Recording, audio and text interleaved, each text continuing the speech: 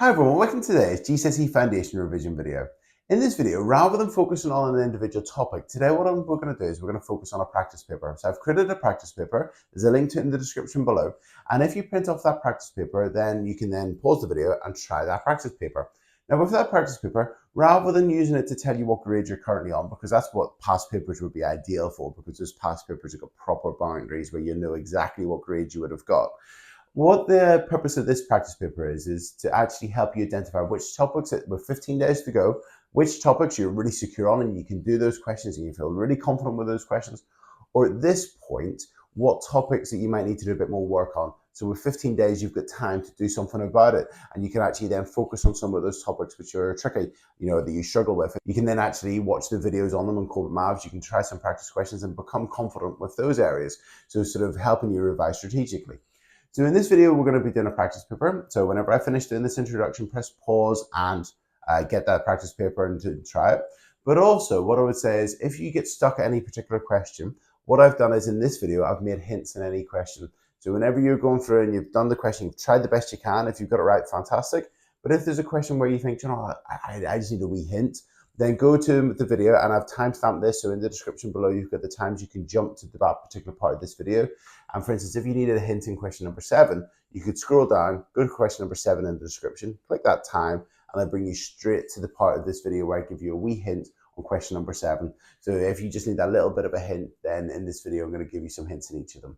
So that's what we're going to do today. And tomorrow's video, with 14 days to go, I'm going to go through the solutions and the answers. So I'm going to go through how to do every single question, and hopefully then you can mark it and know which topics you're really strong with and which topics you need to do a bit more work on with then 2 weeks to go. And then with 2 weeks to go, then you can sort of do your revision and focus on those and become really confident in everything, hopefully. So let's get started. Okay, so let's start by looking at question number 1. Question number 1's on factors. So if you need a recap on factors, watch the video 97 days to go. So go back to near the beginning of the 100 days to go videos and watch the video on 97 days to go, and that covers factors. So you've been asked to write down a factor of 21 from this list of numbers. So I probably would start off by writing down the factors of 21. So for instance, 1 times 21 is equal to 21. No, none of those in the list. I think whatever things would multiply together to be 21. So perhaps 3 times something. And then perhaps one of those numbers is in this list, and then you could write it down. And I would do the same for 62, and then I would do the same for 45, and that would help me find which of these numbers in this list of factors of 21, 62, and 45. Okay, let's have a look at question number 2. So question number 2 is on cube numbers. So if you watch the video 96 days to go, that'll remind you what cube numbers are. So just remember, for instance, a cube number would be, well, if you had a number multiplied by itself and multiplied by itself, the answer is a cube number. So 1 times 1 times 1 is equal to 1. So 1's a cube number. Then perhaps you could do 2 times 2 times 2 and get that answer, and that'll be a cube number. 3 times 3 times 3 is equal to something else, and then that would be a cube number, and so on. So get your cube numbers, and then it says, Don says the difference between consecutive cube numbers. So consecutive are one after another. So for instance, you've got 1, I would do 2 times 2 times 2, and that's equal to a certain number, and that's a cube number, and then you can then find the difference between them. And then if the difference between them is odd, then that's good. Then you can find the next cube number, and so on. So I'd list down the cube numbers, and it's actually handy if you know the first 5 cube numbers off by heart. So if you know 1, 8, so on, and know the first 5 cube numbers, that'd be quite handy. And then you can find the difference between them and see, are they always odd? And if they're always odd, the difference between the consecutive cube numbers, so the ones after each other, one after each other, if they're always odd, then Don's correct, and then you can just show that and see if he's right or not. Okay, let's look at question number 3. So question number 3 is on product of primes and then finding the LCM using the product of primes. So in terms of product of primes, if you watch the video 53 days to go, that covers the product of primes and finding the LCM and the HCF using product of primes. So in terms of question 3a, you're going to use your prime factor tree. So think of 2 numbers that multiply together to be 60. So for instance, 2 times 30. 2's prime, you circle it, 30's not, and then you carry on until you've circled all the numbers. And then you would just write down the product of primes. And then you just write down 60 is equal to 2 times 2 and so on. If the question says in index form, this one doesn't, but if it does, remember to write it as powers. And then part B says, find the lowest common multiple of 60 and 75. Well, find 60 as a product of primes, find 75 as a product of primes, and then find out what they are. And then do your little circles, and then do 1 circle for 60, 1 circle for 75, and then put the prime numbers in those circles. So if they share any prime numbers, put them in the middle, and then any extras, put them on their corresponding sides. And then to find the highest common factor, you multiply the ones in the middle, and for the lowest common multiple, you'd multiply all the numbers together, and then that'll tell you the lowest common multiple of 60 and 75. Okay, let's look at our next question, question number 4. So question number 4 says Penny gets £8 pocket money, but then she's given an increase of £3, and we've been asked to write down £3 as a fraction of £8. So if you need any extra help on expressing as a fraction or expressing as a percentage, watch 49 days to go. In terms of writing it as a fraction, well, you just need to write 3 as a fraction of 8, so then just write that as a fraction and then write the answer down. And then you need to write your answer as a percentage. You just need to change that fraction into a percentage. And remember, to change a fraction to a percentage, you can divide the numerator by the denominator to get it as a decimal, and then times by 100, and that give you the percentage. And it's a calculated question, so that's quite nice. Okay, let's look at our next question, question number 5. So question number 5 is a recipes question, and if you need any extra help on recipes, 43 days to go is the video on recipes. And so here we've got a recipe or a list of ingredients needed for bolognese sauce, and we're told Joe's only got 400 grams of minced beef. So the recipe's for 500 grams, but she's only got 400 grams of minced beef, and it says how much of the other ingredients should she use. So if this is for 500 grams, I would then find out, well, I would probably divide all of these by 5 and get 100 grams. So I would divide them all by 5 to find out what you would need for 100 grams, and then think what you would need to times them all to get then 400 grams. So divide it by 5 to get for 100 grams, and divide each of the other ingredients by 5 to get what you need for 100 grams of minced beef. So, how much chopped tomatoes would you need? How many grams of mushrooms would you need? How many milliliters of chicken stock would you need? That'd then be for 100 grams, but then you want for 400 grams. So think what you'd multiply that by, and then multiply all the others by that same number. And that'd be how much of the other ingredients you'd need. And that's it. Okay, let's look at question number 6. Okay, so question number 6 is on coordinates, and we've got some coordinates on a grid. We've got point A, point B, and point D. And if you need any extra help on coordinates, watch the video 70 days to go. So you've got these points on a grid, and then we're told A, B, C, D is a kite. So there's a kite, and then we've been asked to complete the kite and write down the coordinates of point C. So we've been asked to complete the kite. So this is part of a kite. As you can see, it's half of it. And this, remember, a kite's got a line of symmetry. So then if you've got the point A's over here, think where the point C would go, and think where that would be on the grid, and then draw your kite and then write down the coordinates of the point C. So just remember, a kite's got a line of symmetry. That's the hint that I'll give you in that question. Okay, let's look at our next question, question number 7. So question number 7 is on form and expressions. So, and if you need an extra help on form and expressions, 69 days to go is on form and expressions. And we're told an airline has got economy and first class seating, and we're told there's S seats in each of the rows in economy. So in economy, there's S seats in each row. So there might be 6 or 8 or 10 or something like that. And then we're told in first class, there's T seats in each row. So you'd imagine that might be a few less. If it's first class, it might only be 4 seats in each row or something like that. And we're told there's 9 rows in first class. So think, if there's 9 rows and there's T seats in each of those rows, what would you do to find out the total number? And do that with the 9 and the T. And then we're told there's 24 rows in economies and there's S seats in each of those rows. So what would you do if you know there's 24 rows and there's S seats in each of them? What would you do with those to get the grand total? And then to find the expression for the grand total of seats in the airplane, we'll just think what you would do for the total number of seats in the first class, the total number of seats in economy, and what you do with those to get the grand total. So have a think of that, and then hopefully you'll be able to work that out. Okay, question number 8 is on translations, and if you need any extra help on translations, watch the video 27 days to go. So we've been asked to write down the translation vector that would take shape A, so this pentagon A, because it's got 1, 2, 3, 4, 5 sides. So what translation vector would take pentagon A to pentagon B? So think how you would get from A to B. And just remember, whenever you got a translation vector, if you've got a translation vector, the number on the top tells you how many squares to go left or right. If it's positive, it's to the right. If it's negative, it's squares to the left. And then the number on the bottom, so the number here, would be how many squares up or down to go. If it's positive, it's up, and if it's negative, it's down. And just think what those numbers would be. Okay, let's have a look at question number 9. So question number 9 is about the median and the mean. So if you watch 86 days to go, we cover the averages and the range there, the mean, the mode, the median, and the range.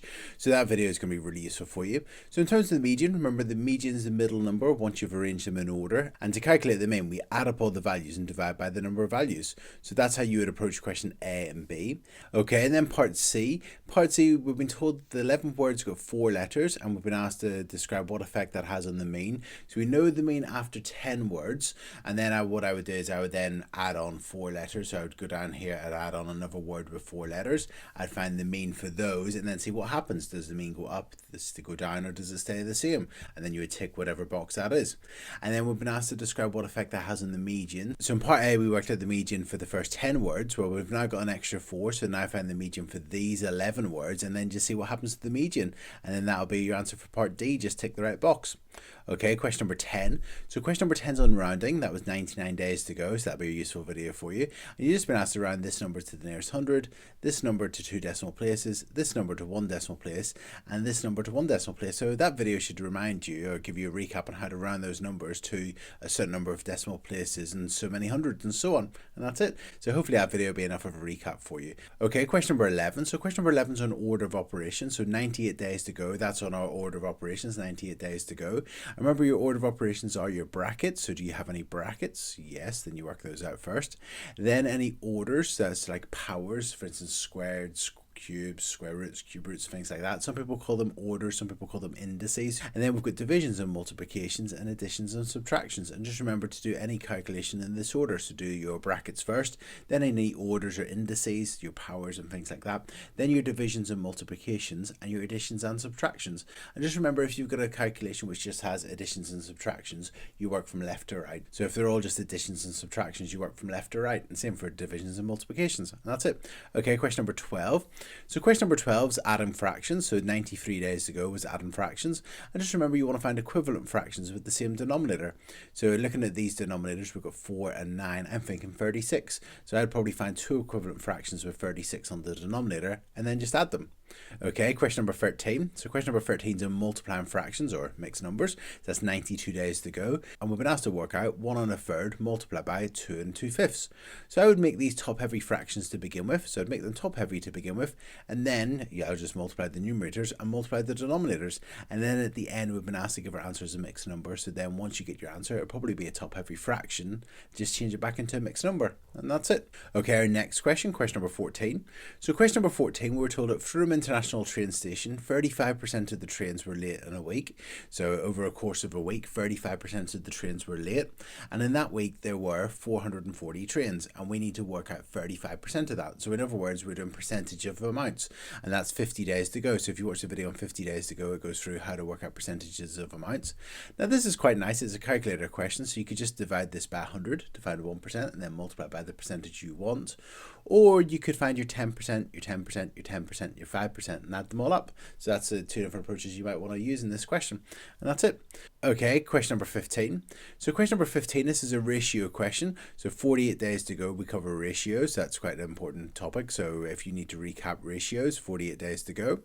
And we're told in a rugby match, the ratio of children to adults at the rugby match were 2 to 3.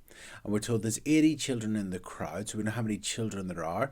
So you then want to work out how many adults there are. So perhaps look at the 80, which is the number of children in the crowd, divided by the children number in the ratio, and then multiply by the adults number in the ratio. And then that'll tell us how many adults there are. And then you can then work out, for instance, we know the cost of each adult ticket is £8. So if we know how many adults there are, we can multiply that by 8. We're then told that each child ticket is a quarter of the adult ticket price. So we take the adult ticket price and work out a quarter of it. So think how you're going to get a quarter of that. We know there's 80 children. So then once you know the price of their tickets, multiply by 80 and then just add them together and that'll give us a total amount of money made from the sales. Okay, let's look at our next question, question number 16. Okay, let's look at our next question, question number 16. So that's on substitutions. That's 61 days to go if you need a recap on substitution. So you've got a formula, V is equal to U plus AT. Just remember that AT means A multiplied by T. And then hopefully you should be able to work this out using the values. You can work out what V is. And then this one, you've been told what V is. So you know that 30 equals, and then you've got these values. You can put that in and hopefully you get an equation. Then you can solve it. So hopefully you can then do part A and part B. Okay, let's look at our next question, question number 17. So it's a probability question, and that's 83 days to go. If you want to recap on probability, 83 days to go is the recap for you. And we're told we've got the spinner. Tony's got the spinner, and it's got the number 7, 8, and 9 on it. They're the only numbers on it, 7, 8, and 9. Obviously, there must be more than one of some of these numbers. And we're told the probability that the spinner will land on 7 is greater than the probability that it will land on 8. Now, the 6 sections, if the probability that it lands on 7 is greater than the probability it lands on 8, then you know there's more 7s on the spinner than 8s on the spinner. And we know the probability that the spinner lands on 9 is a third. Well, if the probability that it lands on 9 is a third, well, you just need to work out a third of how many sections there are. That'll tell you how many 9s there are. And then you can probably then use that information to complete the spinner and to write the numbers on the spinner. So hopefully you can do that. Okay, let's look at our next question, question number 18, and it's on scatter graphs. So 87 days to go, we look at how to plot points in scatter graphs and the lines of best fit and things like that. So part A, you're asked to plot this data on the scatter graph. So you need to go 1 across 60 up, 2 across 80 up, and so on. So plot those points on the scatter graph and then, plot them on the graph. Part B, you've been asked to describe the correlation. So just remember, if it's going upwards, the points are going upwards, that's positive correlation. If they're going downwards, it's negative correlation. And if they're just scattered randomly, that's no correlation. And you've been asked to describe it. So I would probably describe it as well in terms of, I would say it's positive correlation or negative correlation. And I would say as the duration of the job goes up, the charge probably goes up as well. I'll explain that as well. Okay, part C, you're asked to draw the line of best fit. So get your ruler and pencil and draw that line of best fit. Then part D, you're asked to use your line of best fit to estimate the charge for a 4-hour job. So you go back to your scatter graph, you'll have all your points on there. You'll have a line of best fit. It's a 4-hour job, so you're going to get your ruler and pencil and draw up to your line of best fit and then across and then read off and find out what the charge is. And just also remember that if it's, for instance, one of these smaller squares, that if there's 20, 0 to 20 in 5 little squares, 20 divided by 5 is equal to 4. So each one of these little boxes is £4. So you've got 4, 8, 12, 16, 20 and so on. And that'll be quite useful for you. And then part E says, explain why it's not appropriate to use your line of best fit to estimate the charge of a job lasting 12 hours. Well, just think all the jobs last up to 6 hours in terms of what you've been given. That 12 hours sort of goes beyond that. So I'd maybe explain that. Okay, question number 19. So question number 19 is on frequency trees, and 90 days to go covers that topic. So in terms of this, we just need to read the passage, and then we're told, for instance, 43 of the people were women. So altogether there's 62 people, and 43 were women, and the rest were men. So if you take that 43 away from 62, you'll figure out how many men took part in the talent show. And then we're told some more information about how many people made it through to the final. The rest were eliminated. 3 men made it through to the final, so you know how many men made it through to the final. We know 10 people made it through, so we can work out how many women made it through to the final, and then you can figure out how many women were eliminated and how many men were eliminated. So that's how you'd complete that frequency tree. And part B says what fraction of the men made it through to the final. Well, you'll have these two values, how many men were eliminated and how many men made it through to the final. We can then figure out what fraction of them made it through to the final. So that'll be hopefully quite straightforward. Okay, so that's question number 19. Let's have a look at question number 20. Okay, so question number 20, it's on angles and polygons, and 78 days to go we covered angles and polygons. So here we've got this regular pentagon, and we've been asked to find the size of each interior angle. Now because it's regular, they're all the same size, so if you can just think what the angles add up to in a pentagon, you can then divide it by 5 to find the size of each one of those. And then obviously if you watch that video, that'll give you a recap, or you might know that anyway. So find the size of each of those interior angles, and then part B, 3 of them are joined together, so you'll know the size of that angle, and that angle, and you've been asked to find the size of y. Now obviously if you know the size of that angle, and that angle, and altogether that up to 360 degrees, you can find the size of y. So hopefully that'll be fine for you as well. Okay, let's look at our next question. Okay, question number 21. So question number 21 is on speed. So 31 days to go, we cover speed, distance and time. And just remember the speed is equal to the distance divided by the time. So we know the distance and we just need to divide by the time. Now here, obviously it's 3 hours and 45 minutes. Just remember that's 3/4 of an hour. So you got 3 and 3/4 of an hour. So just think what you'd be dividing by there. And hopefully that's enough of a hint for you as well. Okay, question number 22. So it's on the estimated mean. So that's 84 days to go. So we need to find the estimated mean for this table. So remember what we do is we find the midpoints. We times those by the frequency to get our FX column. Add those all up to get our estimate for the grand total and divide that by the total frequency. So hopefully that's a bit of a hint for you and hopefully you can then answer that question. Okay, question number 23. So question number 23, we've been asked to draw y equals 4x minus 5. So we're drawing a linear graph and that's 60 days to go. So in terms of this question, we've been asked to draw between x equal to -2 and 2. So I would do an xy table, -2, -1, 0, 1 and 2. And just remember to find our y values, we multiply the x values by 4 and take away 5. So we're going to multiply all these values by 4 and then take away 5 and that'll be the y values. And then draw your axes and plot them and draw your straight line. So hopefully that's enough of a hint for you as well. Okay, question number 24. So question number 24, there's a fish tank and it sprung a leak and it loses 20% of its water. So it loses 20% and there's now 240 litres of water in the fish tank. So if it's lost 20%, the remainder would be 80% and that's 240 litres. So 80% is 240 litres. And we've been asked to find how much water was in the fish tank before the leak. So this is reverse percentages. That's 44 days to go. So 44 days to go would be the reverse percentages video. What I would do is in this question, I'd probably find 1%. So I think if I know 80% is 240 litres, what would I need to do to both of those to find what 1% is? And then once you find 1%, and to think what you would need to multiply both of those by to get 100%. So hopefully that's a bit of a hint for you as well. Okay, question number 25. So question number 25, we've got Peter's weight decreases from 80 kilograms to 64 kilograms. Work out the percentage decrease in Peter's weight. So that's percentage change. That's 47 days to go. So 47 days to go is percentage change. And just remember that percentage change is change over original times 100.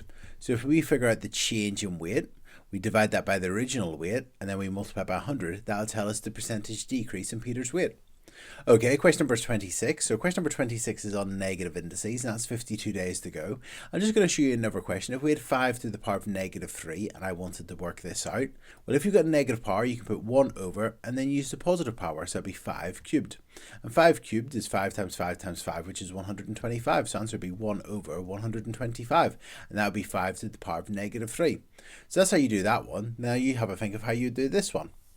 Okay, question number 27. So that's expanding and simplifying two brackets. So that's 63 days to go. And just remember, we just need to multiply everything in the second bracket by each of the terms in the first bracket and then simplify it. So we're going to do W times W, and write down what that is. W times 7, write down what that is. Minus 6 times W, and write down what that is. And minus 6 times 7, and write down what that is. And then just simplify that, and then that would hopefully be your answer.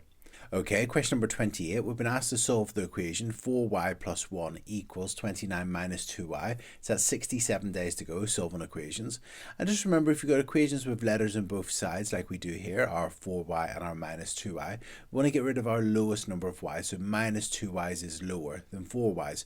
So I think if we want to get rid of the minus 2y's, we're going to add 2y's to both sides of the equation. And hopefully that's a bit of a hint to get you started. And hopefully you can solve that equation. Okay, our next question number 29. We're finding the nth term for this sequence. So the nth term is 11 days to go. So in terms of finding the nth term, we'll just think what is getting bigger by each time, and then write down that times tables, and then just think what you would do to those to get to the sequence. And then hopefully that's enough of a hint for you to find the nth term for that sequence. Okay, question number 30. So question number 30, we've been asked to factorise fully 9m squared minus 12mp. So that's 64 days to go, factorising expressions. And we need to factorise fully here, so we need to think what we can divide both of these by. So in terms of the 9 and the 12, think what the highest common factor of 9 and 12 would be, and take that out. And then have a look at the letters. We've got m squared and mp. Well, can you take out a letter? And then just factorise it. So hopefully that's a bit of a hint to get you started in that one. Okay, question number 31. So question number 31 is on factorising quadratics. So that's 62 days to go. So you want to factorise this quadratic. So remember, when you factorise a quadratic like this, you put down your two brackets. And then because it's x squared, you're going to put x in the front of both brackets. And you want to find the numbers here that will times together to give you negative 12 and add together to be positive 4. So have a think of what two numbers multiply together to give you negative 12 and add together to be 4. And they'll go here and here. And then you had factorised it.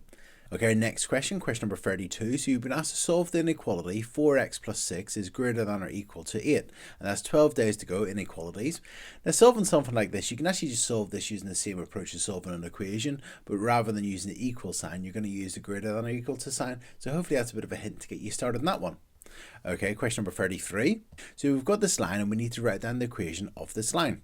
So that's 59 days to go. We go through y equals mx plus c. So hopefully that's a bit of a recap for you if you need to recap that. Otherwise, in terms of a bit of a quick hint, just remember y equals mx plus c. The m is the gradient of the steepness of the line. So find the gradient of that line, and that'll be your m. And the c is where it crosses the y-axis. So just think where it crosses the y-axis, and that'll be your plus c. So hopefully that's a bit of a hint for you on that one. Okay, question number 34. So question number 34 is on compound interest, and 45 days to go we covered compound interest. And the hint for this question is, remember, for compound interest we use initial, so the initial amount of money, multiplied by the multiplier. So what the multiplier is, so we look at the interest rate and see what the multiplier would be, and we'll talk about that in a second, to the power of time. So in terms of this question, the initial amount of money, well, we know what that's going to be. The multiplier, well, it's gone up by 2%, so if we have 100% and we got by 2%, we'd have 102%. So think that what that would be is a decimal, then that would be your multiplier. And then to the power of time, well, it's put in the bank for 2 years, so the power would be 2. So hopefully that's a bit of a hint for you in that one. Okay, so question number 35 is a standard form question. So if you need to recap standard form, 51 days ago, we went through standard form. And the hint for this question is just remember a number in standard form has a number. So for instance, a, which is bigger than or equal to 1, but less than 10, multiplied by 10 to a certain power. So for instance, 5,600 would be equal to 5.6 multiplied by 10 to a certain power. And just think what that power for 10 would be. And if you watch that video, we go through that. So that's our hint for this question. Okay, question number 36. So for question number 36 is angles and parallel lines. We've got our parallel lines here. So that's 79 days to go. That's the video that recaps that for you. And in terms of that, just remember what your alternate angles are, your co-interior angles, your corresponding angles, your vertically opposite angles. And if you know what those are, you'll be able to answer this question quite easily, and you'll be able to write down what x is and then to give a reason for it. So you'll be able to state which reason it would be, and the same for y. Okay, let's have a look at our next question, question number 37. Okay, let's have a look at our next question, question number 37. So question number 37 is a constructions question. We want to construct the bisector of angle ABC, so an angle bisector. So you're going to need your compasses, your pair of compasses and your pencil there to be able to construct the angle bisector here. And if you need a recap of that, 76 days to go goes through the angle bisectors. So just remember how you'd bisect an angle, and then you're just going to bisect that angle. Okay, question number 38. So question number 38, we've been asked to work out the surface area of this cuboid, and surface area, we go through that in 21 days to go. So in terms of the surface area of this cuboid, just remember a cuboid has got 6 faces. You need to find the area of all 6 faces, the front and the back, which will be the same, the right and the left, which will be the same, and the top and the bottom, which will be the same. And then once you get the area of the 6 faces, you can add them all up to get the total surface area of that cuboid. And in terms of your units, remember surface area, so you're finding the area of each face. So remember to include those units where you use for the area of all those faces. And that's it. Okay, question number 39. Okay, let's have a look at our next question, question number 39. So question number 39 is a density question. We've been asked to find the volume of a piece of metal that's got a mass of 300 grams and a density of 6 grams per centimeter cubed. So 30 days to go, we went through density, so feel free to watch that. Now, in terms of this question, you can approach it in 2 different ways. You could learn that volume is equal to the mass divided by the density. So if you take the mass and divide it by the density, that'll give you the volume. Alternatively, another way to think about it is each centimeter cube has got a mass of 6 grams. So if you see how many 6 grams go into 300 grams, that'll tell you how many centimeters cubed there would be, the volume. Okay, next question, question number 40. So question number 40, we've been asked to find the volume of this triangular prism. So the volume of a prism, so volume, 22 days to go. So if we want to find the volume of this prism, we get the area for the cross section, which is this triangle. So get the area for this triangle in the front, and then just multiply by the length of the prism. So just multiply by 12. So get the area for this triangle and multiply by 12, and that'll be the volume of that prism. Okay, question number 41, it's a circumference question. So 28 days to go, we went through parts of the circle, circumference and things like that. So you want to find the circumference. Remember, circumference is pi times diameter. So we're going to use that to find the circumference of the circle. Remember, you've got the radius, so what would you need to then do to get the diameter? So think about that. So think what the diameter of that circle would be. Remember, it's a non-calculator question, so you're not actually going to need to work out pi times the diameter. You're just going to put them together, and then that'll be your answer in terms of pi. Okay, our next question, question number 42. So question number 42, we've got this right angle triangle, and it's a right angle triangle. We've got an angle, we've got a length of one of the sides, and we want to find the length of the other side here. So this is a trigonometry question, 23 days to go is trigonometry, so feel free to watch that. Now you want to find the length of the side x. So in terms of a trigonometry question, I'd label the sides to begin with. So if this is the angle, the side opposite it, the 8 would be the opposite. If this is the right angle, then that would be the hypotenuse, the longer sides opposite the right angle. And then that other side then would be the adjacent. And then just write down your trig ratios. Remember your Socator, your 2 old angels skipped over heaven carrying a harp. So write down your trig ratios, and then we're not using or trying to find the adjacent in this question, so we can cross off any of the trig ratios that uses the adjacent. So we're left with the opposite and the hypotenuse, and then you'll be able to substitute in your values and find x, and then hopefully that'll help you find your length of your hypotenuse here, x. Okay, let's look at question number 43. So question number 43, it's a vectors question. So 19 days to go, we covered vectors. And we want to find 2a plus b. So if a is equal to 6, negative 4, 2a would be double that. So think what that would be. You've got your b, add them together, and that would be 2a plus b. So hopefully that'll be quite straightforward. Okay, question number 44. So question number 44 is in error intervals, and we've been given a time, 14.8 seconds, correct to the nearest tenth of a second. So in other words, the number's been rounded to one decimal place to be 14.8. And we want the error interval, so think what the lower bound would be, and think what the upper bound would be, and then write down that error interval. And that's it. Okay, let's look at our next question, question number 45. So this is a use of a calculator question, so you're just going to type that into your calculator. Make sure you know where the cubed root button is. Also, whenever you press the cube root button, or you press the, you might need to do the root button and type in a 3 for the cube root. Then make sure you use your cursor, arrows and so on, and open up your brackets whenever you go underneath that root symbol. And then type your 25.4, subtract 5.9. Make sure you close your brackets and do squared and press equals, and hopefully that'll work that out for you. You can then write down your full calculator display and then round that to 3 significant figures, and that's it. Okay, question number 46. Okay, question number 46. So question number 46, we've been given a circle and we know the area of the circle and we want to find the radius of the circle. So 24 days to go, we went through the area of a circle. And in this question, we're told the area and we want to find the radius. So I would probably write down the area is equal to pi r squared. Remember, the area of a circle is pi r squared. We know the area is 64, so 64 is equal to pi r squared. And then we could then just solve that equation. So divide both sides by pi to find what the radius squared would be, and then square root. And that's it. And then you'd find out what the radius would be. Alternatively, you could work backwards. So for instance, if you knew the radius, you would square that and times it by pi to get 64. So if you want to go backwards and find the radius, you would divide by pi and then square root, and that would tell you the radius of the circle. Okay, question number 47. So question number 47 is your exact trig values. It's important to know your exact trig values. So 18 days to go, that'll go through the exact trig values. Okay, question number 48.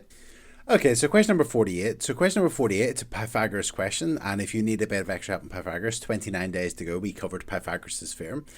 So here we've got a rectangle, A, B, C, D, and we've been asked to calculate the perimeter of the rectangle. So in terms of a hint for this question, well, in terms of the perimeter of the rectangle, we need the distances around the outside of the rectangle. Now we know AD is equal to 5, so the width of the rectangle is 5 centimeters. We need to know the length of the rectangle. Now if we look, it's been split into 2 right angle triangles. So we've got the length of the hypotenuse, the longer side, and one of the shorter sides. So you can then use Pythagoras' theorem to find the length of AB, and then you can find the perimeter of this rectangle. So good luck with that. Okay, let's look at our next question, question number 49. So question number 49 is found in the area of a trapezium, and if you need a recap on area of a trapezium, 73 days to go covers an area of a trapezium. So the area of a trapezium, remember the area of a trapezium is a half bracket A plus B multiplied by the height. So in terms of a trapezium, you add together the length of the 2 parallel sides, you then half that, and then multiply by the height of the trapezium, in other words, how far apart those 2 parallel lines are. So you just use this formula, and if you use that formula, you can find the area of a trapezium. Okay, let's look at our next question, question number 50. So question number 50 is a Best Buys question, and if you watch 41 days to go, that's when we cover Best Buys. And in terms of this question, we know that candles normally cost £6 each, and there's 2 websites that have special offers. There's Corbettmaths candles, which is buy 3, get 1 free, and there's Candles R Us, where it's just 20% off. Now, Laura wants to buy 30 candles. So in terms of this question, we're asked which website should she use. I would start off with Candles R Us, and I would work out the cost of 30 candles. You know, they're £6 each, and then she buys 30 of them. Get that total price, and then reduce it by 20%. So get 10%, double it to get 20%, and take it away. And that's how much you'd have to pay in Candles R Us. In terms of Corbettmaths candles, she buys 3 and gets 1 free. So if she buys 3, she gets 1 free. So altogether, that's 4 candles. Or if she buys 6, she would get 2 free. That'd be 8 candles. Or if she buys 9, she get 3 free. That's going to be 12 candles altogether. And I'd carry on. Now, she wants to buy 30 candles. You're not going to get to 30. I think you're going to get to 28.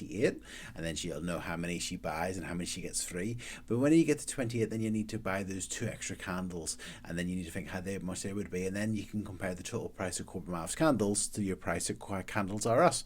And that's it.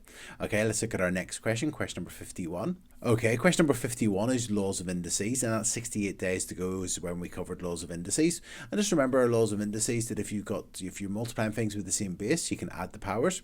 If you're dividing things with the same base, you can take away the powers. And if you've got a power of a power, you can multiply the powers together. And that's 68 days to go for a recap of that. So hopefully that's enough of a hint for that question. Okay, question number 52. So question number 52 is a pie chart question, and we've been asked to draw a pie chart in this question. And we covered that in 88 days to go. So if you watch that video, that I'll go through drawing pie charts. In terms of this, if you want a bit of a hint in terms of this question, remember you need to add those together to get the grand total. You then take the whole, remember it's a pie chart, so that's 360 degrees. So take 360 degrees, divide it by the grand total, the total frequency. So divide that by the total frequency. And whenever you do that, you'll get so many degrees. And that'll be how many degrees per person, or in this case, per dog.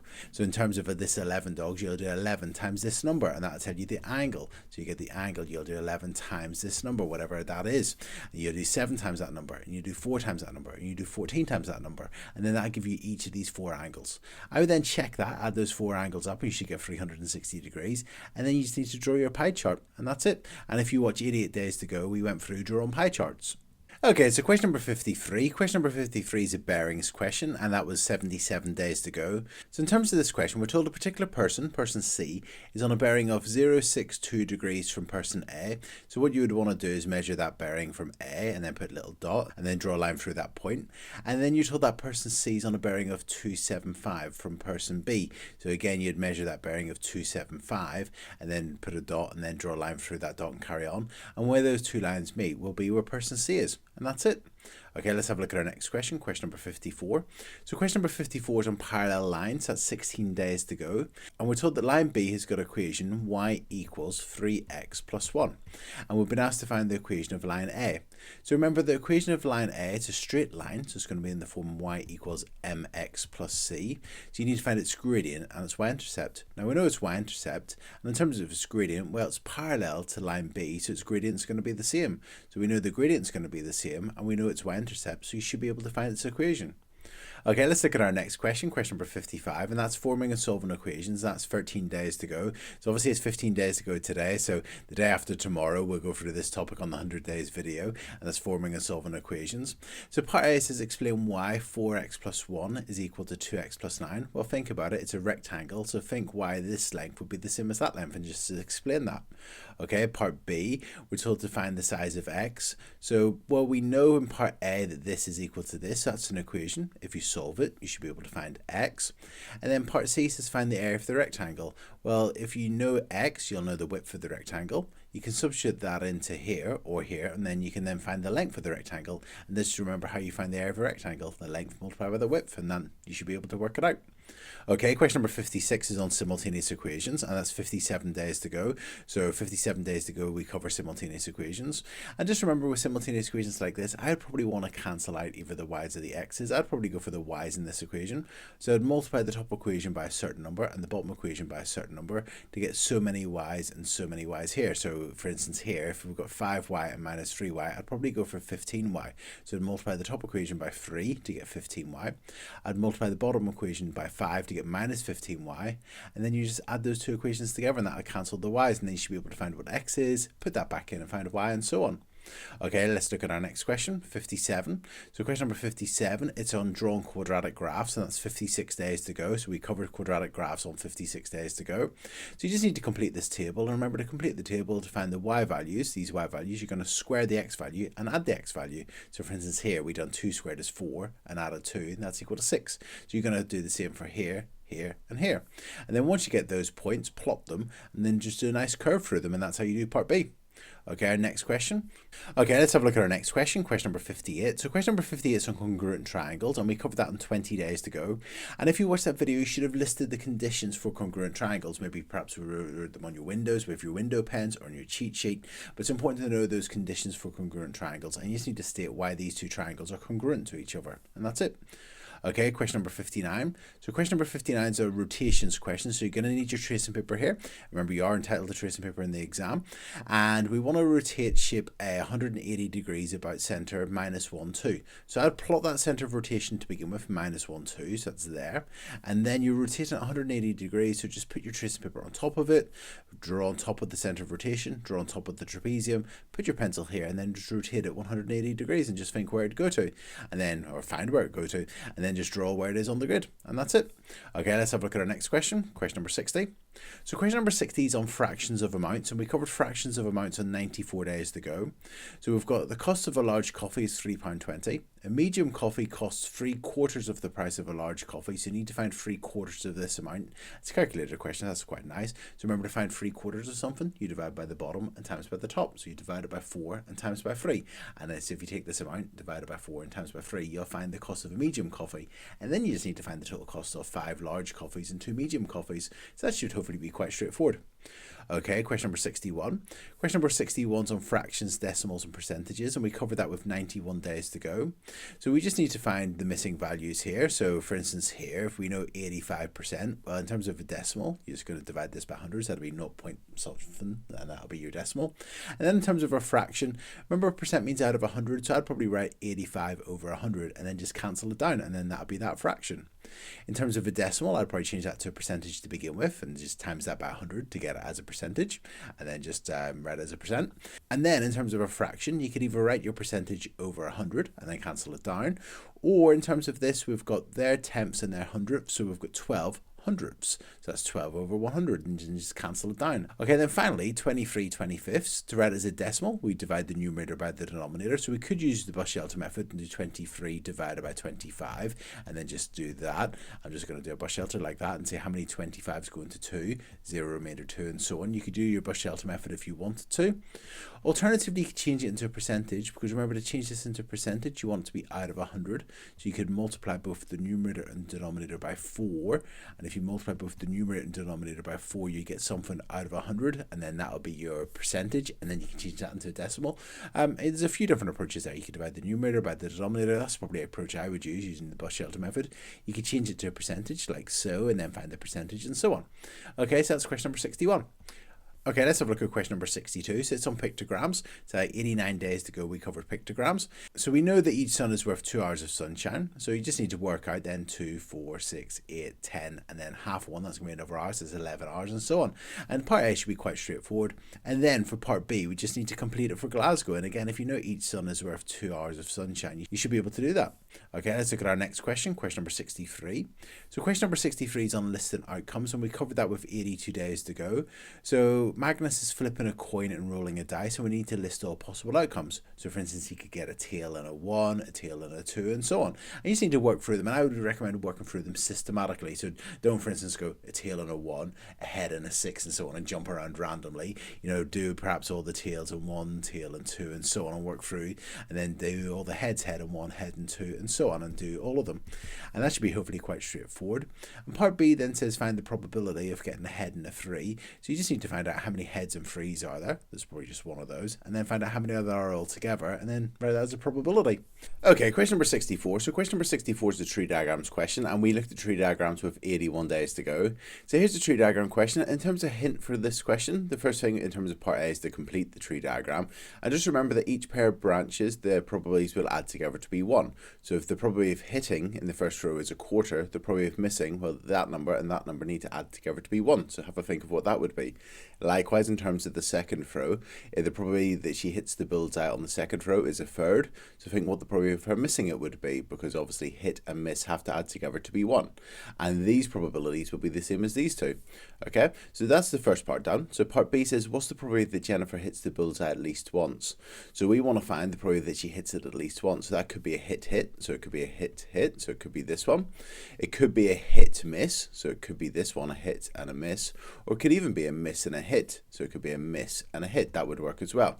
This probability of a miss and a miss wouldn't work. So we need to find the probabilities of a hit and a hit and a miss, or a miss and a hit. And to find these probabilities, what we need to do is multiply the probabilities along the branches. So for the probability of a hit and a hit, we'll do a quarter times a third. And whenever we do that, we get the probability of a hit and a hit. In terms of a hit and a miss, we'll do a quarter times this probability, and that'll give us that probability of a hit and a miss.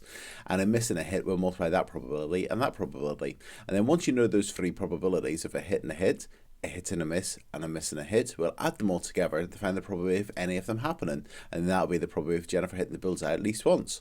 Alternatively, you could find a miss and take that away from 1. Okay, let's have a look at our next question, question number 65. So question number 65 is on missing angles, and we covered that with 80 days to go, and we need to find the size of the angle marked Y. So in terms of a hint, in terms of finding this angle, well, first of all, I'd look at this triangle and its isosceles. So think if you can find the sides of each of these two angles here at the bottom. And then once you know the sides of this angle, you know that these two make a straight line. So you can then find the sides of this one. And then here you've got another triangle. And then if you know that angle and that angle, you can find that one, because you know the angles in the triangle will add together to be 180 degrees. Okay, so that's question number 65. That's your wee hint for it. So question number 66. So question number 66 is on faces, edges and vertices. So those 3D shapes, a cube, a square base pyramid and a triangular prism. And we covered faces, edges and vertices with 75 days to go. So in terms of this, in terms of filling out this table, well, faces, well, thinking of a cube, think of all the faces, think of a dice, that'll help you to figure out how many faces it will have. Your square base pyramid, well, that's 5. It's got the bottom and the 4 faces leading up to the top. And then in terms of the triangular prism, well, it'll have the front, the back, and then think of in terms of going around the outside of it, how many it would have there. And then that'll help you find how many faces a triangular prism has. Okay, in terms of a cube, the edges, well, there are all the lines joining the vertices, the corners. So just imagine if you've got a cube in terms of the edges on the top, the edges on the bottom, and the edges leading up from the bottom to the top. So think how many edges it would have. Similarly, for a square base pyramid, think of along the bottom and then all of the edges leading up to the top. Think of how many edges that would be. And then finally, vertices or corners. A cube has 8. Well, it's got the 4 on the top and the 4 on the bottom. So think of then a square base pyramid. Well, it'll have some vertices on the bottom and then maybe 1 on the top. And then for a triangular prism, well, I would probably consider the triangle at the front and the triangle at the back, and that'll help you find how many vertices or corners that triangular prism would have. Okay, question number 67.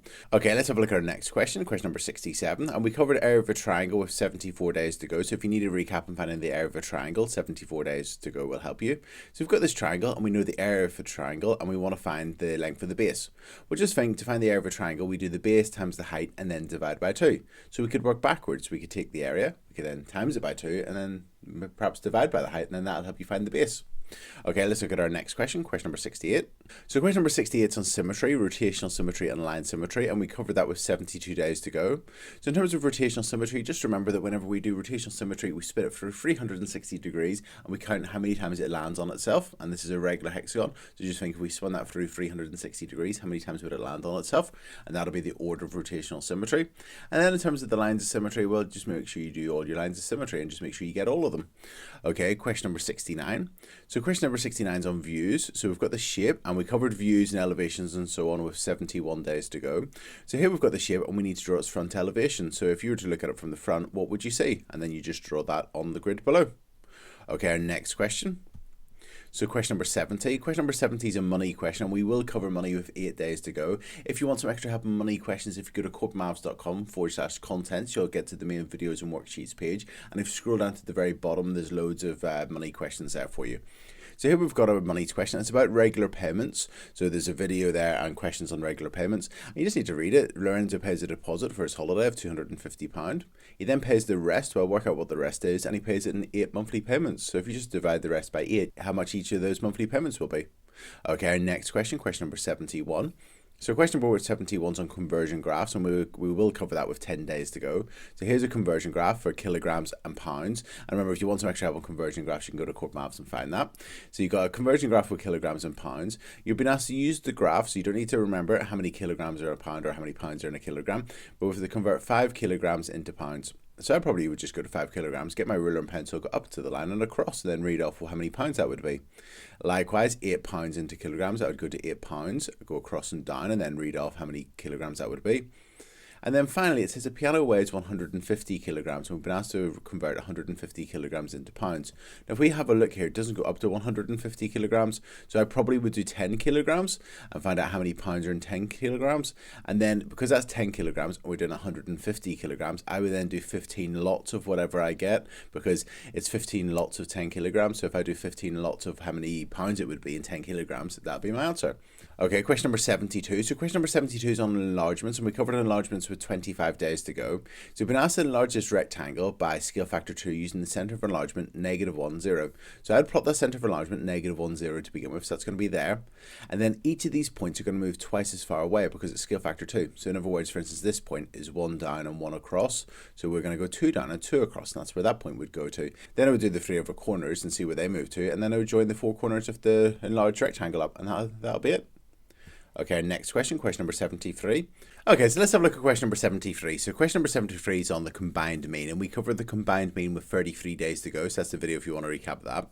So we've got a tennis club with 165 adult and child members. So altogether there's 165 members, and they're adults or children.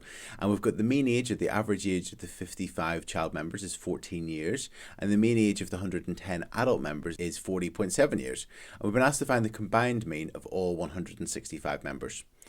Okay, so what we're going to do is we're going to need to find, in terms of the hint for this question, what I would do is I would find the total age of the 55 child members. So if you multiply the mean by how many people there are, how many children there are, because remember, to find the mean for the children, you would have added up the 55 ages and divided by 55 to get 14. So if you take 14 and times it by 55, that'll tell you the total age for the children. You'll then use a similar approach for the adults to find the total age for the adults. You'll then add those two values up to get the total age of all 165 members, and then you'll find the mean by dividing by 165. Okay, let's have a look at our next question, 74, and that's on Venn diagrams, and we covered Venn diagrams with 34 days to go. So we've got this Venn diagram with some numbers in the Venn diagram. So we've got 4, which is in only A, 5 and 1, which are both in A and B. We've got 8, 11 and 10, that are only in B, and we've got 12, which is in neither A nor B. And we've been asked to write down the probability of A intercept B. So A intercept B would be the probability of picking one of these numbers at random and it being in the middle in A and B. So there's 2 of them out of, and then that'll be your answer. And then union, well, remember, union means A or B, so it'd be anything that's inside the A or B circles. So then it'd just be, that's the probability. So you're going to pick one of these 7 numbers at random, and you want to find the probability that it's in A or B. So it's any of those numbers in A or B. So it'll be that out of the total. Okay, let's have a look at our next question, 75. So number 75, we've got a few different topics here. I've focused on the order and decimals because we've got some order and decimals going on, and then we've done that with 38 days to go. But obviously we've got stuff like the median, which we've already done in this video already. We've got changing units and so on. So we've got here the height of 7 children. We've been asked to change 132 centimeters into meters. So to change from centimeters into meter, remember in 1 meter there's 100 centimeters, so you'll divide by 100 and you'll get that in meters. Likewise with this number for B, you'll divide by 100 again to get that into meters. So you've done A and B. Okay, and then in terms of part C, we've got ordering the heights in order, starting with the smallest. So we would have that as a decimal number because it'd be in meters. We've got that as a decimal number. We've got that as a decimal number. That's in meters. This one you would change into meters as well, and then you've got these in meters, and then you can just arrange them in order. Okay, and just think back to your order in decimals. And then part D says work out the median. So when you've ordered the heights in order, then you'd have them all in order. Well, the median's the middle one, so you can then just cross them off and find them in the middle height, and that's it. Okay, our next question, question number 76. So it's on timetables, and we've done that with 37 days to go. So here we've got a timetable with buses going from Antrim to Randalstown, and from Randalstown to Ballymena, and from Ballymena to Ballycastle.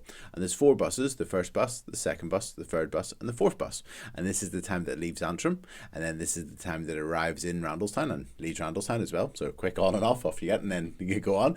And then to Ballymena, it arrives in Ballymena at 1 minute past 1, or roughly at 1 minute past 1, it leaves at that time. Now, obviously, it may arrive slightly before, but it should stay there until 1 minute past 1 and then carry on.